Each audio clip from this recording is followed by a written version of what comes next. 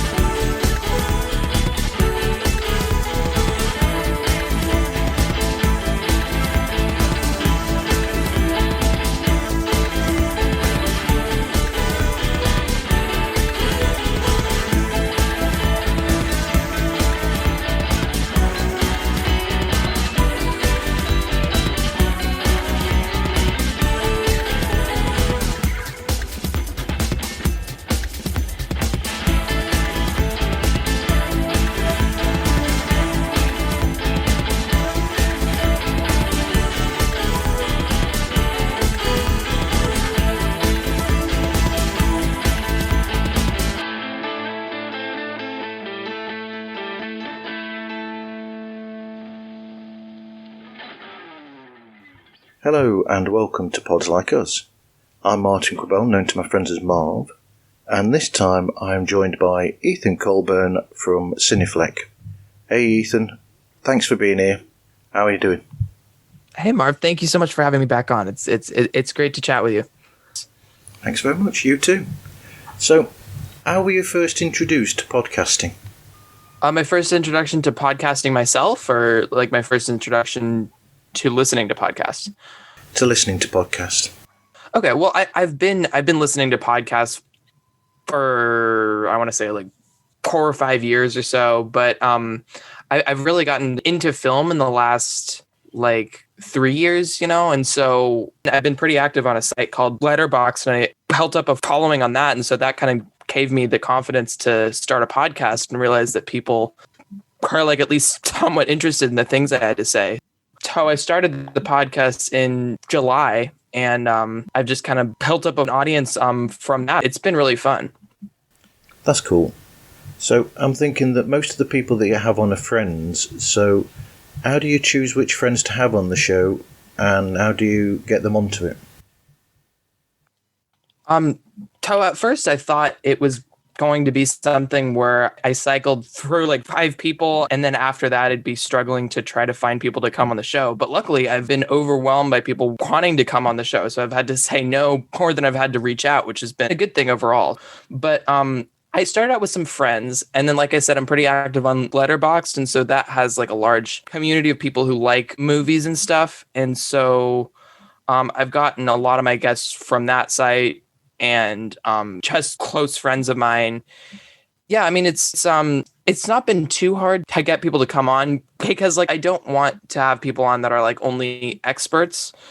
And so I just like, if someone likes a movie but doesn't know that much about cinema in general, like I don't mind that either. And so I'm not too picky, and I think the goal is to have a fun time. So I actually haven't had trouble finding people to come on the show at all, which has been awesome. Cool. I think Letterboxd is great as well. I've got it as well. Yeah, it's super fun. It's fun. It is. It's a great crew of people. Yeah, it's like a social network for people that love films, but you've not got all that negativity that you get on Twitter and Facebook and all those other places. Yeah, totally. It seems like the most friendly form of social media I've been on, which is nice. It seems like I get so sick of Instagram and Facebook sometimes, because you just get so much anger. And so I think it just tends to be like a happier place, for me at least. I mean, social media itself is a problem, I guess, but yeah, it's happier than some of the other sites, I'd say. Yeah, and I think some of the other sites have got worse with the COVID because people are stuck indoors, and yeah, totally, they're irritated, and that irritation is getting bigger on the sites. Yeah, absolutely. Is it like something that's come from the lockdown? Is that how you got the time to start your show up and why it started up, or were you thinking about it anyway? So I'd been thinking about it for years. Actually, it's lockdown and extra time on my hands that like I just felt like it was a good time to start it. So it was something I was thinking about for a while and stuff. But yeah, I mean, I just kind of wanted to have like casual conversations with friends and stuff, and then it just got a lot larger than I ever thought it would. And so I've been able to like book guests that I really like and stuff, which has been super fun. I just talked to the star of one of my favorite movies last week, so that was amazing. Well, it was a couple weeks ago, but yeah. Cool. And you've got that lined up for coming out soon, then I'm guessing. Yeah, so I put that one out. That's the Being John Malkovich episode. Okay. I talked to Jared Gilman, who's the star of Moonrise Kingdom, which is one of my favorite movies. But I had a great time with him. Brilliant. Well, great that you could talk to people like that. Yeah, for sure. Good thing about yours and other people's shows that are similar in a way is that it's like the thing of where you go and watch a film with your friends and then you talk about it for ages. It's almost got that sort of feeling to it. Yeah, definitely. That's kind of the vibe I wanted to have on the show. So I'm glad it kind of has that. It's been a good time. And the pretty decent length shows as well. It's a nice length just to be able to relax for an hour and a half, rather than, because some shows you can listen to and they can last for about 3 hours. Yeah, definitely. I didn't want the length to be too daunting, so yeah, figured that was a good kind of tight time limit. But I mean, the nice thing about podcasts is it can always go long if you want it to. And like, if the conversation is short and good, you can leave it at that. It is whatever length you want it to be, which is nice. So what would you say is your go-to genre of film then, Ethan? See, I try to find things that I appreciate in all genres, but I'd say, I mean, like, especially for my age, the things that I probably watch a lot more of than other people are probably like the classics. Like I watched just a lot of old Hollywood stuff. I used to work at a movie theater that played a bunch of old Hollywood stuff. So I used to work at this theater that would do like a Hitchcock festival, and they do like a Bogart festival. They kind of go on certain themes, and so it was really a great and formative experience to see these things on the big screen, because I think if your first experience seeing a movie from the 40s at home, I think it can seem stale. Yep. But I mean, it's a joy to see them on the big screen, and like if you ever have the opportunity, I highly recommend it. But yeah, I think that's sort of like a comfort zone for me. So I watch a lot of old Hollywood stuff, and then I have like a Criterion Channel subscription as well, and so I've seen a lot of like the old stuff from like Japan and France on there as well. So what would you say is your favorite film then? Harold and Maude is my go-to answer on that. Okay. I love that movie.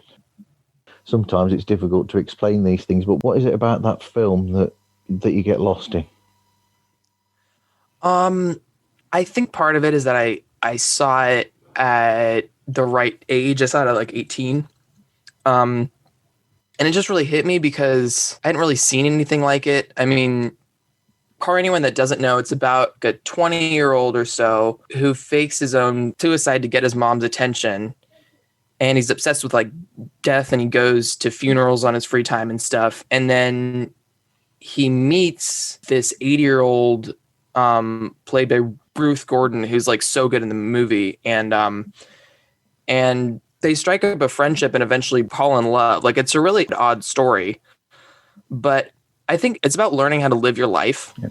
And I think I wasn't the happiest high school kid, and I think it just hit me at the right time. And it's about appreciating what life has to offer, and sort of finding your own unique niche and embracing yourself. And I think that just hit me at the right time.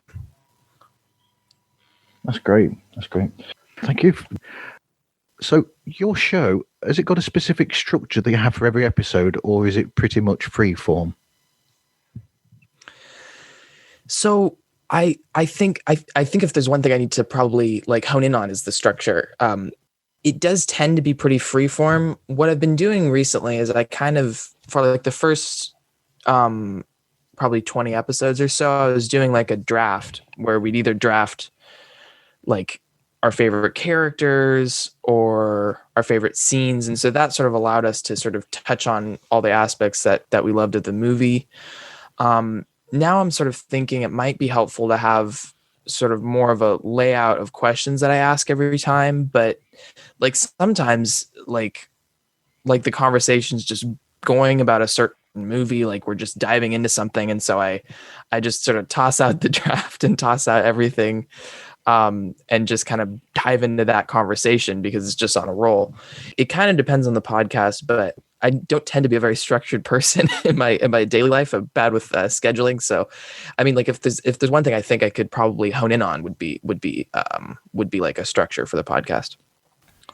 So before you do the show, what sort of research do you do? Do you just watch the film, or do you look up facts to get some information ready? So I find that the most efficient way to kind of do other research is just like the IMDb trivia section. Tends to have just like a ton of great info on the movie. They pull from other websites and pretty bite-sized too. So I mean, if there's something that I'm really interested in, like I listened to this great Harold Ramis interview right before my Groundhog Day episode. So occasionally, like I'll dive into interviews or other sources, but it tends to be I'll watch the movie and sort of read the trivia section to get some sense of like the background of production and stuff. And that's always fun to just kind of drop in a few random facts here and there and all that as well. Yeah, like the troubles that he had with Harold Ramis, the director, and all that, because you went into that as well. Yeah, for sure. Yeah. They didn't speak to each other for a long time. No, which is a shame because they were such incredible friends up until that point as well. It's terrible that happened that way. Yeah, I believe they sort of made amends prior to Ramis's death, but yeah, it seems odd because they're both very well liked in Hollywood. So I mean, yeah, it does seem odd, but yeah, they did not get along. No, I think like was it yourself or your guest who mentioned that the fact that they were constantly filming the same scene over and over again to get those different variations. That must have been really, really difficult and almost mentally draining, I suppose, to have done that constantly over and over. Yeah, I think I mentioned that. That was it.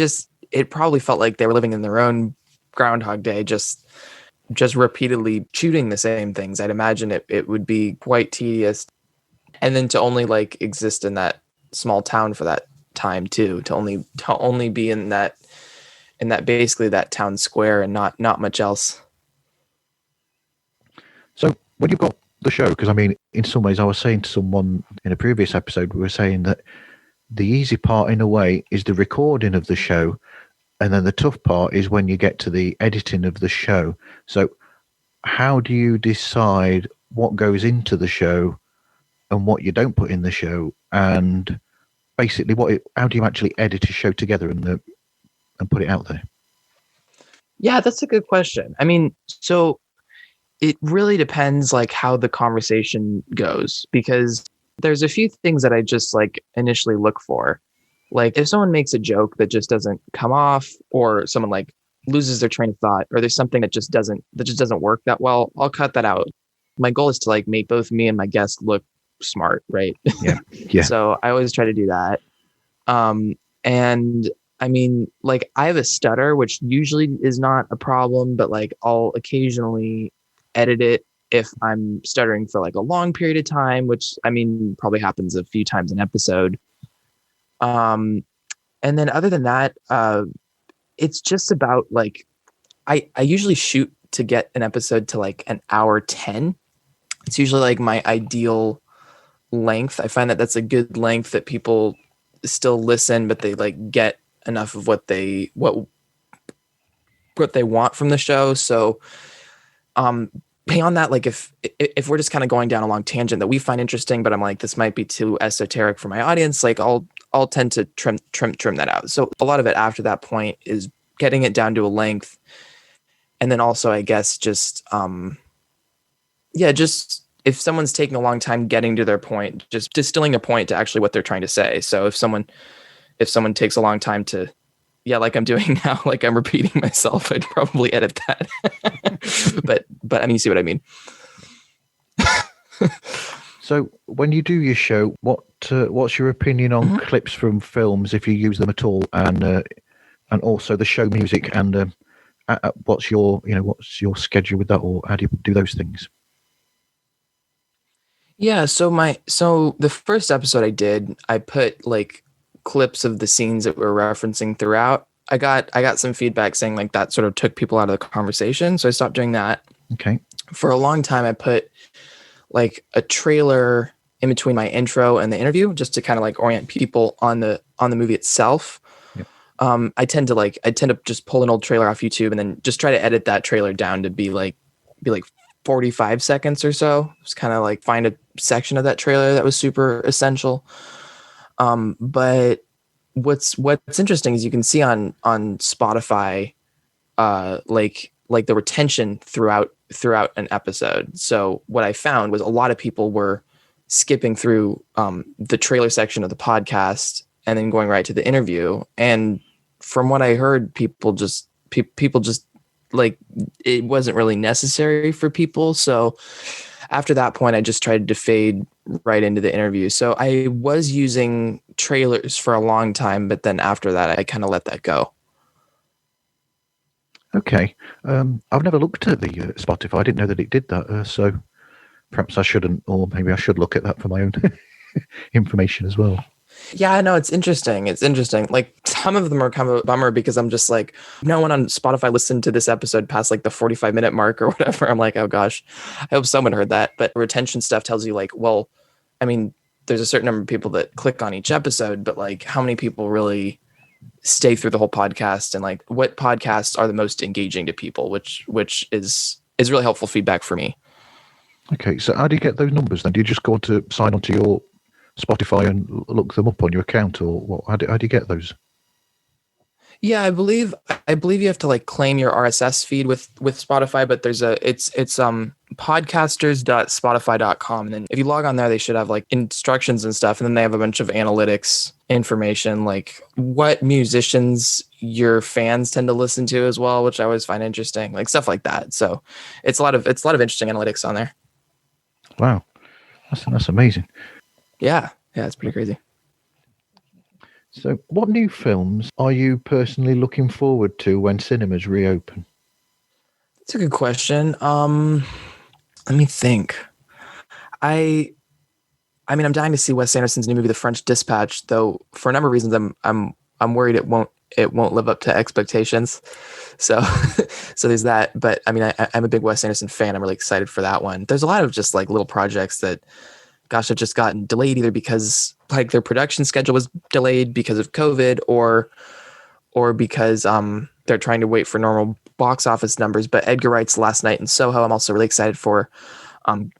Guillermo del Toro's Nightmare Alley. Yep. Dune obviously is going to be spectacular, hopefully. So there's a lot. There's definitely a lot to look forward to. I'm hoping for a normal movie year at least in 2022, but we'll see how it all plays out. Okay. Is there an actual genre of films that you're not particularly fond of, or are you completely wide open and would watch anything no matter what? Well, I mean, like my film taste tends to be pretty eclectic. Like yep.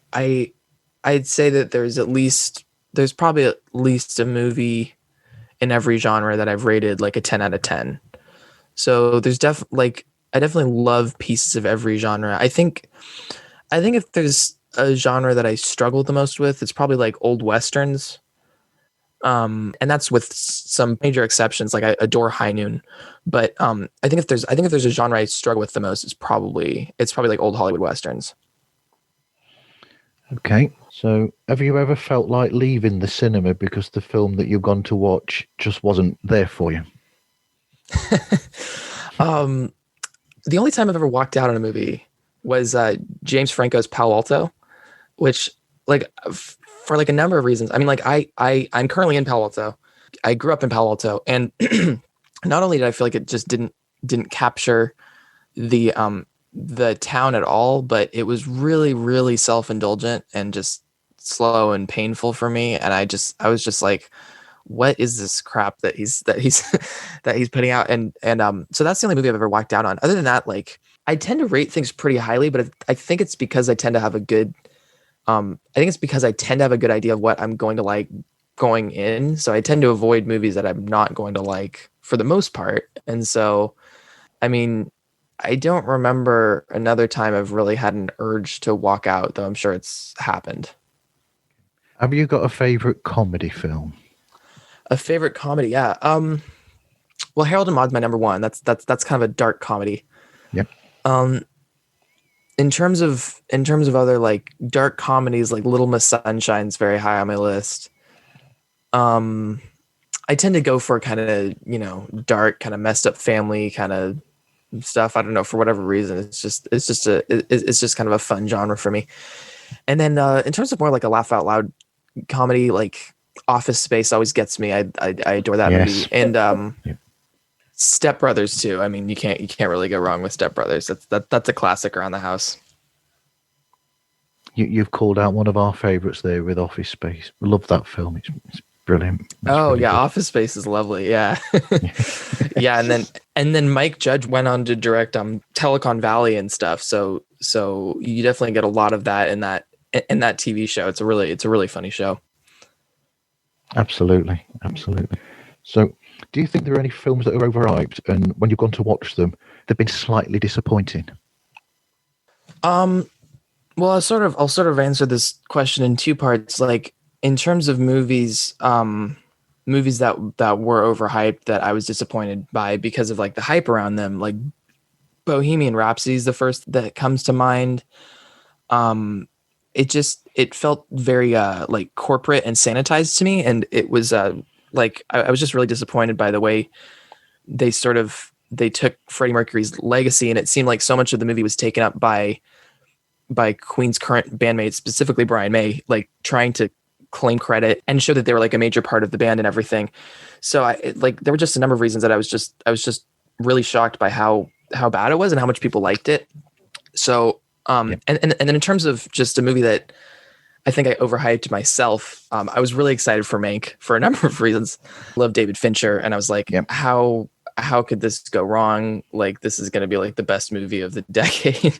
Like I really kind of held it up myself. But and that one, like I still don't think it's a bad movie, but I definitely built up a lot of expectations that weren't able to be met because it's a bizarre movie that it's quite slow and kind of meandery, which I wasn't expecting because his movies are usually very tight.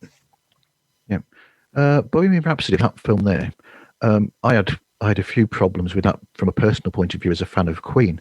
And something that I have a problem with, and I don't think it's one that a lot of people have a problem with, is historical inaccuracy, where they'll say that certain things happened at this time and they didn't, and so that might be just something that's a problem with me. But there are a lot of those inaccuracies during that film. Yeah, there are. What about yourself? Do you have the same problem with films like that? I tend to forgive certain historical inaccuracies if I don't feel like they're essential to the plot. Like, I mean, occasionally movies will sort of combine multiple characters to make sort of like an amalgamation of sort of like this person's barriers to success. Like, so something like that, I don't mind so much if it feels like Bohemian Rhapsody, I suppose. Like, it felt extremely insincere, and part of that was just I just don't think you can make a movie about Freddie Mercury's life and make it PG-13. I just don't think that's possible. And so, like, these parties that he's having, like, my middle school dances looked more fun than these parties that he was having. Just like a bunch of people standing around with the lights on going like, hey, it's like, it's just wasn't his life. And so like so much of that movie was inaccurate that was definitely a problem with me.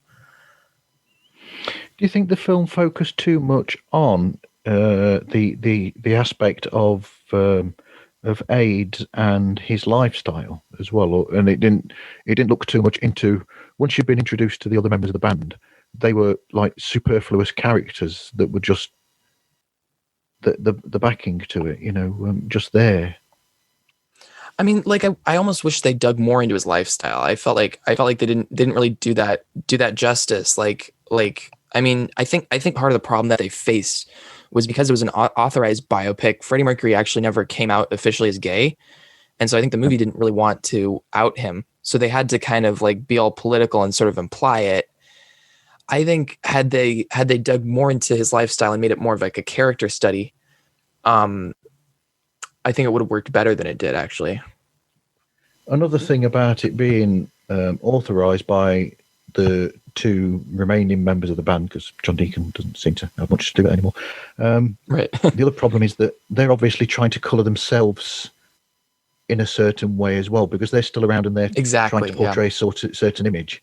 So they've got questionable, things in their past, but that's being sort of like, no, it's not even being covered. Yeah. In the actual film itself, it's like, look, we're just going to talk about Freddie. Don't mention that we had any problems with us that would have caused problems as well. It's like basically covering up all of that, and it's trying to make themselves out to be almost better than they were really, and purer than pure, shall we say? Totally. That was a major problem for me, for sure. I mean, like, like I specifically remember some of like the recording studio scenes in that movie that felt like every bandmate trying to claim credit for the part of the song that So like Brian May's like, oh, like, let's do the boom boom clap with We Will Rock You. And then everyone's like, yeah, that's a great idea, Brian May. Like, you came up with that. And it's like there's so many scenes in the movie that are just, let's just set the record straight on all this. But it doesn't, I mean, yeah, it feels like Queen Inc., not Freddie Mercury's biopic. I heard this interview with Sacha Baron Cohen, because he was trying to get the movie made for a while, where he had a great script and came to Queen with it. And Queen was like, well, that's a great story, but what about the second half? And he's like, what second half? And they're like, oh, the second half where like Freddie Mercury's Freddie Mercury dies, and then the band Queen goes on and wants to watch a movie about Queen without Freddie Mercury. Like, what are you talking about? So that's part of like the reason this movie was stuck in development hell for so long, was because there were so many nitpicks about what needed to be there, and it's art by committee is what I'm trying to say, basically. That's true. I mean, we know that these people, they wrote those songs. So, Brian May wrote We Will Rock You, with that being the intention of it, and John Deacon wrote this, and Roger Taylor wrote I'm in Love with My Car. But right. It's almost like if they did a Beatles one and it was authorized by Paul and Ringo and everybody, you'd have all these sequences where you just have loads of sequences where Paul McCartney's playing 90% of the instruments, because he's going, well, I did all this, Totally. And we're like, well, yeah, we know that you did all that, but you don't have to push it home, I'd like to think that Paul McCartney has less of an ego than Brian May, but you never really know how that would turn out, I guess. No, you wouldn't know. What's your view on a reboot or a remade film, especially classic films? It really depends on the remake, honestly. I mean, like, it's hard to sort of criticize that as sort of a general point, because it's so much of what Hollywood's doing now that you'd kind of have to write off just a huge portion of the kinds of movies that are coming out. I mean, personally, like, I tend to prefer original stories. Like, I tend to want to see something different.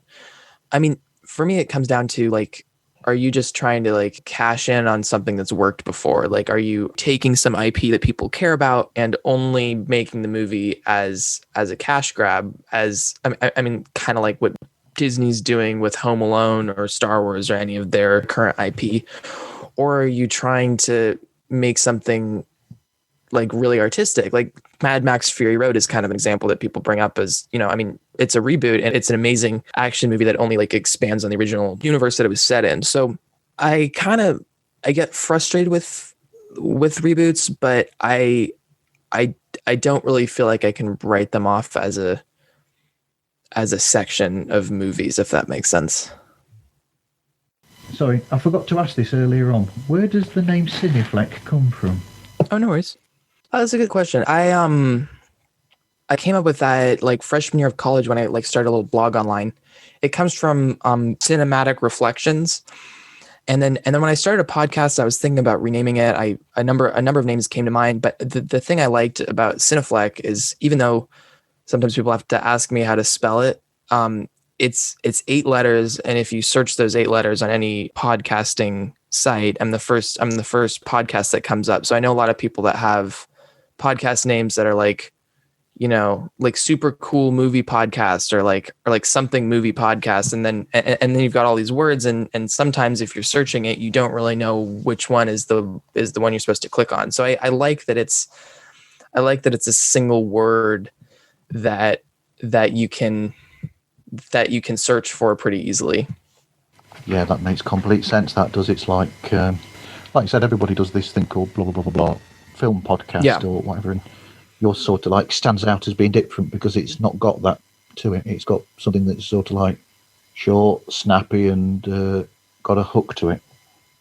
Yeah, exactly. And then the Cine in it kind of implies it's about movies. So you get some sense that you're going to be talking about movies, but yeah, without it being too wordy, which is kind of why I ended up kind of sticking with that name. Do you prefer to go and see a film alone, or do you prefer to go and see films with your friends? I tend to be very lazy if I'm on my own. So like if I don't have plans with people, like there's not a lot that's pushing me to get out of the house. But so I tend to see movies with friends. However, like the experiences I've had alone in a movie theater have often been spectacular.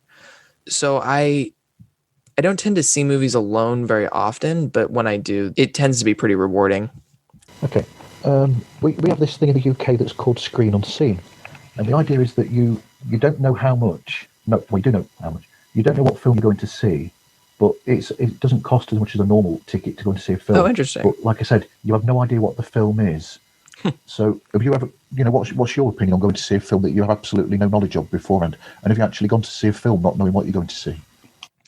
I've never gone to a movie not knowing like the title of the movie, but I have had some great experiences going in blind to a movie if I sort of trust the people that have recommended it. So occasionally, like that's kind of what happened when I got my virtual ticket to Sundance this year. I mean, like you don't really know anything about those movies other than like a brief blurb of like what it's about.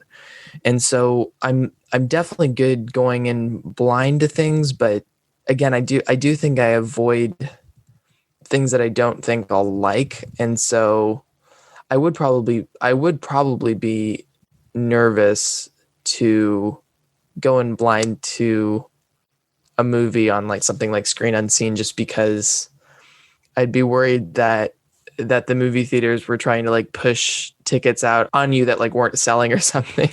I'd probably be nervous about that. But yeah, I mean, like I do tend to have some great experiences going in blind to movies.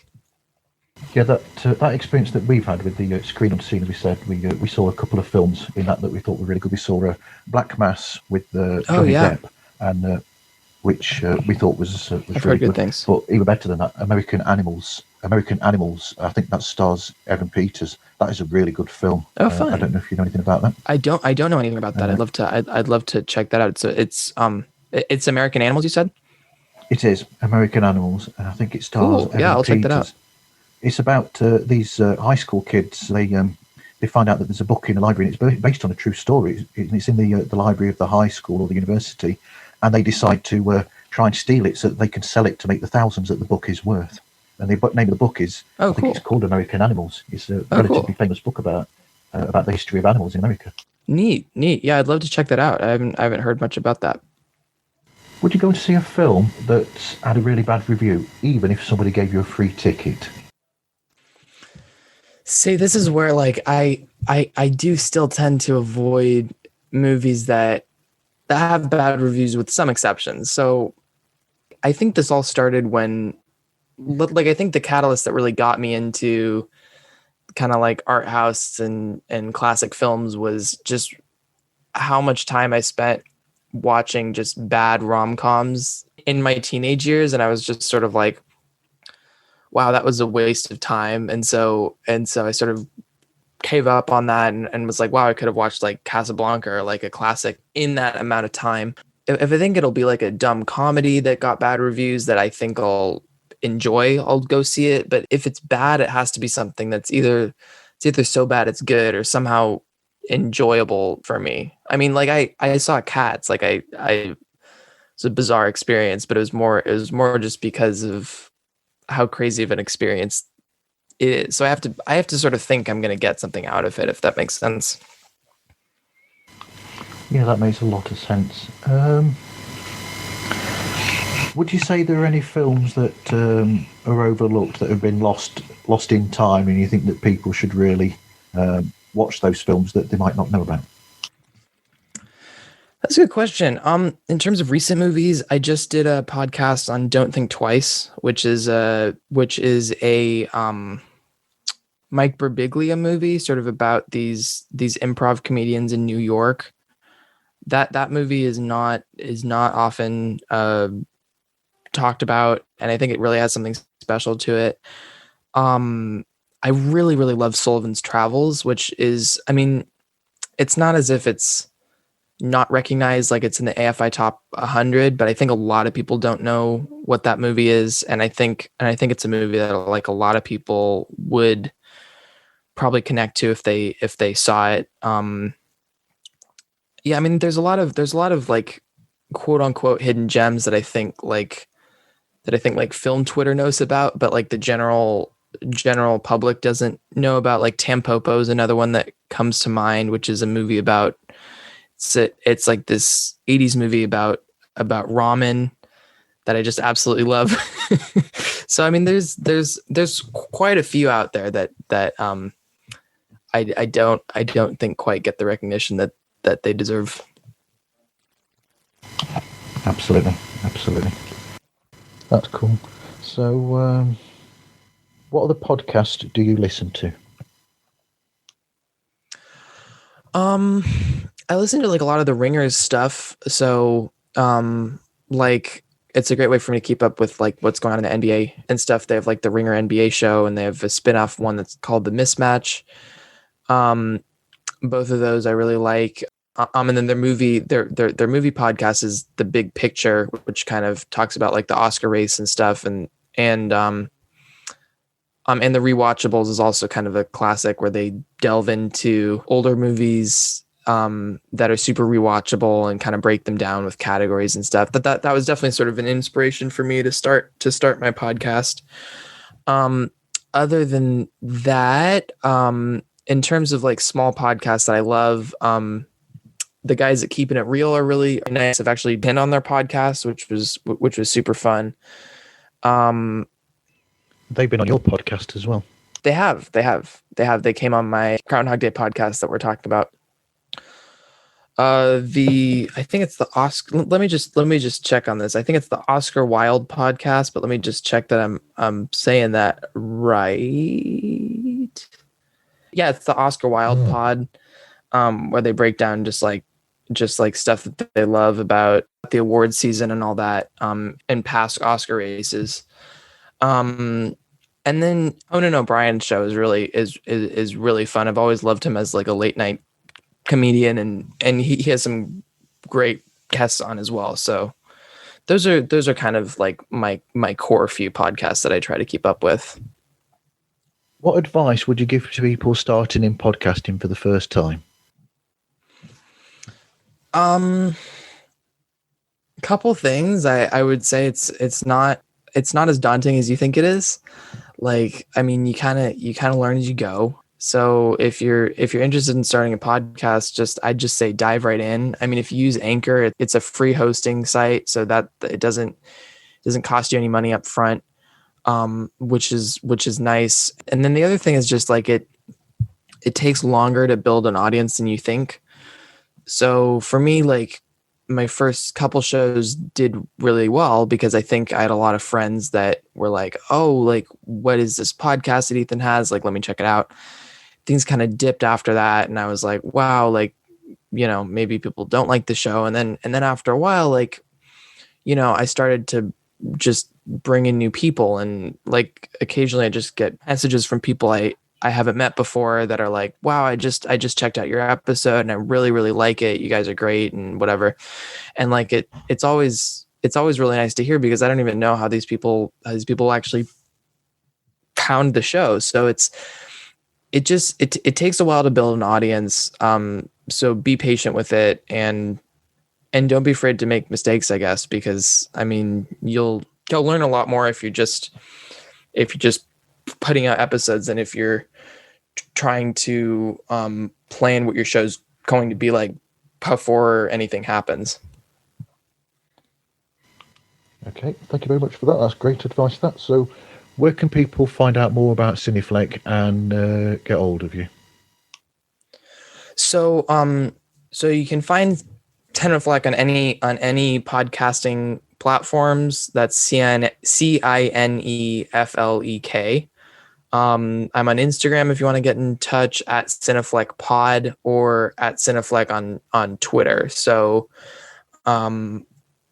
So yeah, get in touch with me on any of my social media, and I hope you check out the show. Thank you very much, and thank you for taking the time to speak with me, Ethan. Of course, it was lovely. Thank you, Marv. Thank you very much, and thank you everybody for listening, and hope you listen again to another episode of Pods Like Us.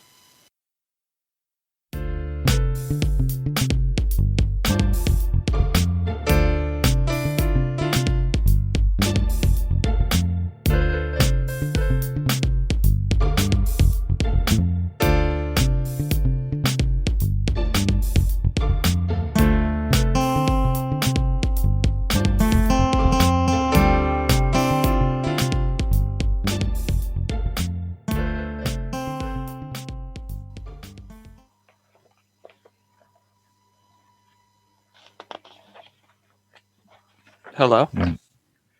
Hello, Ethan.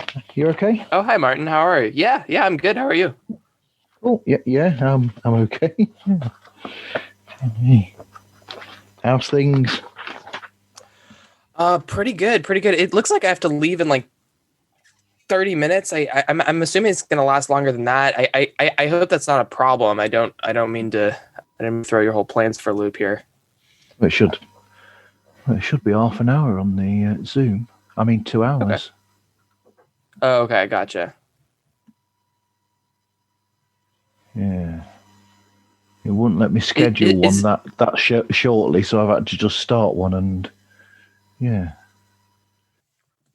Gotcha. Is it right then if I leave early, or should I just hop on the next podcast thing you do? What do you mean? Do you mean you've only got half an hour that you can use? Yeah. On my end, I've got a call I need to hop on at 10:30. Right. Okay. Because it's supposed to be a conversation between everybody, isn't it? Really, Yeah. Right.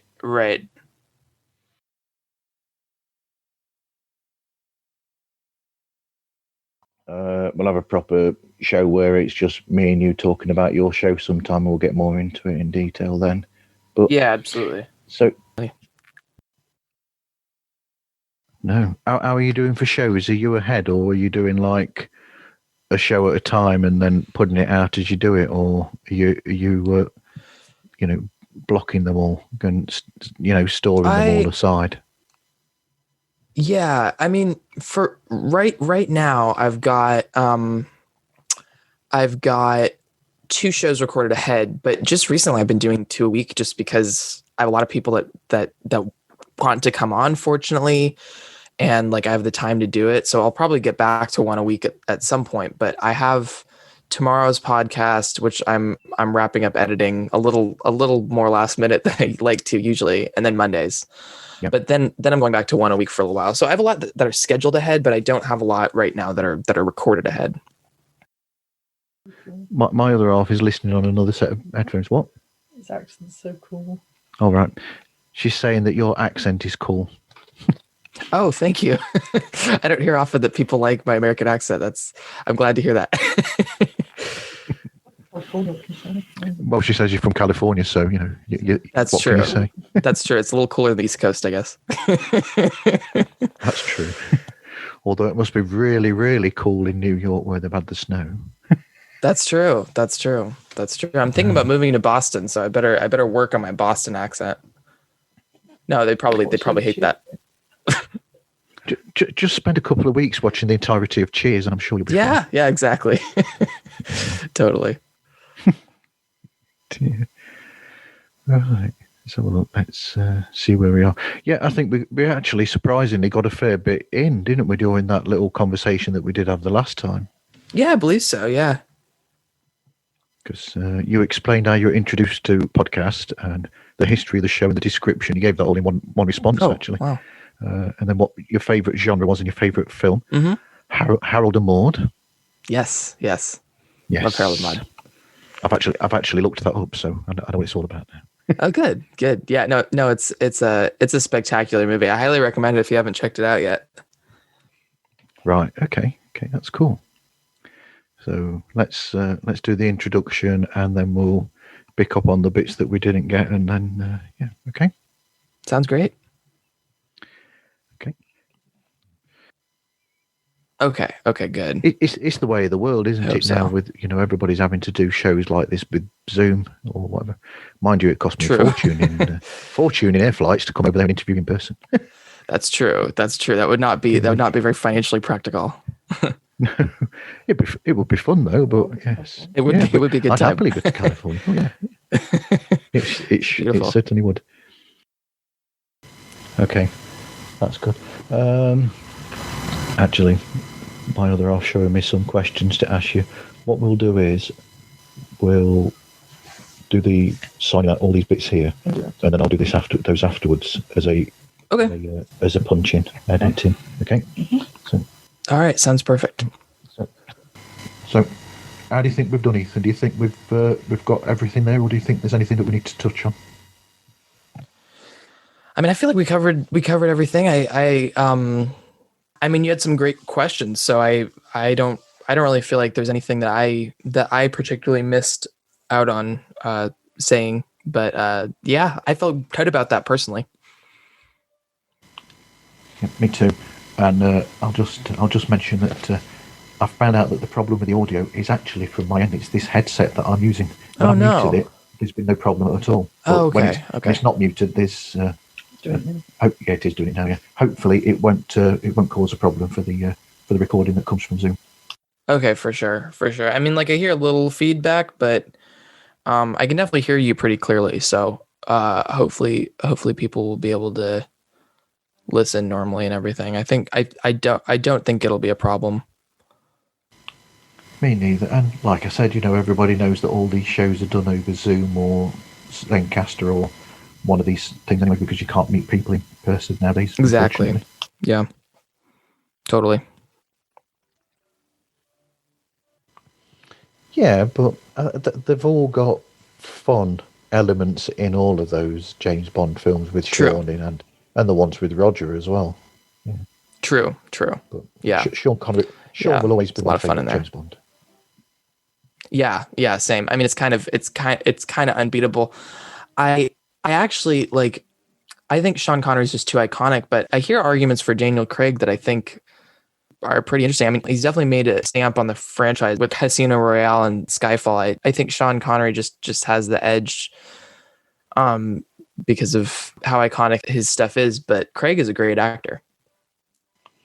Absolutely. And I was only talking to somebody recently about Pierce Brosnan as Bond, and I was saying to them that the unfortunate thing for Pierce Brosnan is the fact that he's a really good actor, and he'd be a really good Bond if only the actual films were better. Yeah, for sure. It's his movies are not that great, other than GoldenEye, obviously, but I haven't really connected with his acting style. He seems really posy. I think a lot of his hiring was in response to how kind of how badly Timothy Dalton went over at the time, though I think he's at this point the most underrated Bond.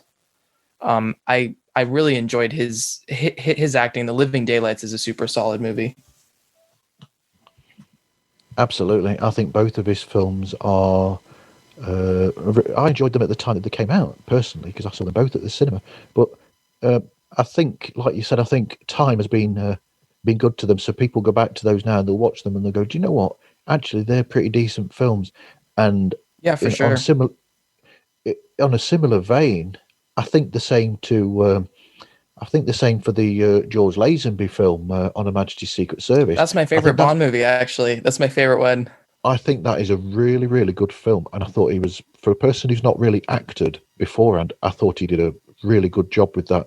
I think perhaps the only thing that probably mars it to, or makes people a bit off about it, is the fact that I would say I think On Her Majesty's Secret Service could be possibly edited here and there, specifically thinking of the bit when he's in the house in the place on the Alps. I think that probably might go on a bit long. So if they trimmed bits to it, I think it's an absolute. I think people might warm to it a lot more. But personally, it's one of my favourite Bond films. I love that film. Absolutely. I love it too. I mean like that ski chase in it is one of the greatest chases in the franchise.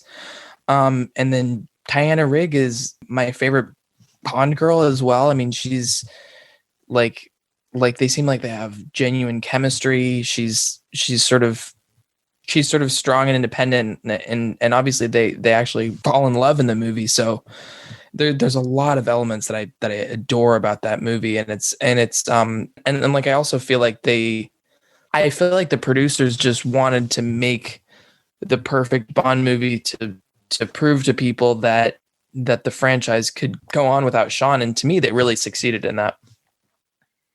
Yeah, absolutely. I think the thing with it is that in a way they took a chance with the film, because they were in a sense trying to also say, look, Bond films don't always have to follow this specific formula. They can be something different.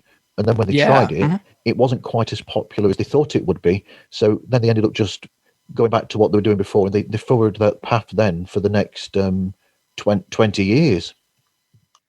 Totally. I think for some reason, like, Diamonds Are Forever really kind of set them down this weird path with it's just like it's kind of like the self-parodying Bond style, which I get kind of frustrated with. But yeah, like I always tend to prefer the slightly grittier and more intense Bonds. But yeah, I mean the Roger Moore ones had a lot of bad jokes in them for sure. Yeah, but in the same thing there with Roger Moore, I agree with you to a certain degree, except for I think they tried again with For Your Eyes Only to do a film that was slightly different to the normal Bond, and that didn't go over well either. For Your Eyes Only, because of that, and then all of a sudden after For Your Eyes Only, you have an almost very almost farcical film following that with the Octopussy, which is a good film, but it's got so much humor, and it's it's almost like it's a Mickey take of the genre almost. It's another case of Totally. they made a really good thriller with For Your Eyes Only that didn't go down, like I said, and then, do you know what? We'll just do the same film as we did before, but slightly alter a few things as we did before. Yeah, I mean, For Your Eyes Only definitely. I haven't seen that one in a while, but there's a lot to like about that one. I always love the sort of church on the cliff and all that, and they're scaling up this cliffside to get to the evil lair. That part's really fun. Like, personally, Octopussy just. I think I have a soft spot for that because it's so ridiculous. It's I mean, like I don't even know who thought it was a good idea for James Bond to dress up as a clown, but like that somehow happens in a James Bond movie. And yeah, I mean, for some reason I think I really hated Diamonds Are Forever on the rewatch, but I don't know what it is about Octopussy that I actually do kind of enjoy, despite it being so bizarre. Yeah, Louise has just asked me to ask you, what do you think about Alfred Hitchcock? What's your opinion on Hitchcock films? Oh, I love Hitchcock. I adore Hitchcock. I've seen I think 18 of his movies or so. I've seen a lot of his movies. Definitely my most watched director. But Rear Window is my favorite. I used to work at this movie theater that showed classic movies, which was just a great opportunity to see a lot of his works on the big screen. I've probably seen most of them on the big screen at this point. So yeah, I definitely really connect with his movies and yeah, it's hard to say he's underrated, but I know a lot of people that still haven't seen a Hitchcock movie, and I'm like, what are you doing? Why aren't people watching these all the time? They're so great. They're so fun. Do you know what we should do? We should do a one-off where me, yourself, and some other film podcast people just do a show all about. Well, we could do a top 5 Hitchcock films, perhaps in the future sometime. Oh yeah, that would be really fun. Yeah. I'm always down to talk Hitchcock. Yeah, because Louise has just written down the fact that you can actually see the kid in what is it? North by Northwest. You can North by see Northwest. North by Northwest. You can see the kid actually cover his ears before the gun goes off. It's so funny. It's so funny that made it into the final movie. Like at this point, every time I rewatch it, I just know like which corner to look in. And it's funny. He just plugs his ears. It's like, yeah, it's a great blooper that somehow made it in the final cut. Absolutely, but it's also a sign of when the film was made, because if you made that film now and that happened, the filmmakers would give it to somebody with a computer and say, can you just Totally. CGI out that kid doing that with his hands, please? Yeah, exactly. That definitely would not make it in today for sure. Absolutely. Anyway, I'll catch up with you again soon, Ethan, if that's fine, if you're okay with that. Absolutely. And, yeah, thank you so much. That's great. So, for a future group chat, are you open to one of those then, or yeah? Yeah, I mean, my schedule's getting busier upcoming just because I'm kind of ramping up job applications. We might be moving soon, so I might have to back out, but definitely let me know what you're doing. So yeah, I might not be free in the next few months. Okay, thank you very much, Ethan. Thank you for your time. You take care and stay safe. Okay. Absolutely, you too, Marv. It was great talking. It was great talking with you. Okay, thank you, Ethan. Take care.